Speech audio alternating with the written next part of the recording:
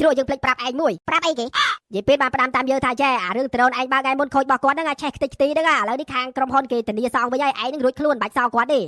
និយាយលេងនិយាយបែបនិយាយលេងមិនកាត់យើងទៅដឹកទឹកឲ្យយាយពីនមិនបាញ់ហ៎លេងចឹងយើងសប្បាយចិត្តវិញហើយពូម៉ាអើយឯងគិតមើលយាយពីនឲ្យយើងសង$3,500យើងមានលុយមកពីណាកុំថាឡើយ$3,500សូម្បីតែ$10ក៏អត់មានដែរចាត់ទុកជាសំណាងរបស់ឯងទៅចោះប្រយ័ត្នប្រយែងថ្ងៃក្រោយយើងប្រយ័ត្នដែរហ្នឹង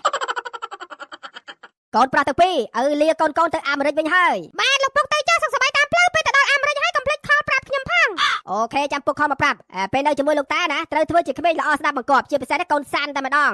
មិនអីតែខ្ញុំនឹងស្ដាប់បង្គាប់លោកតា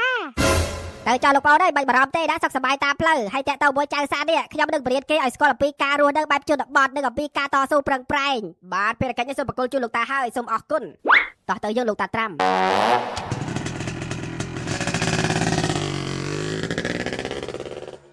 ពុកអាចៅពួកឯងនេះទៅអាមេរិកវិញហើយអត់មានយំដឹកយំសោកចង់ទៅអាមេរិកវិញទេណាជាពិសេសអាចៅសានមិនអីតែលោកតា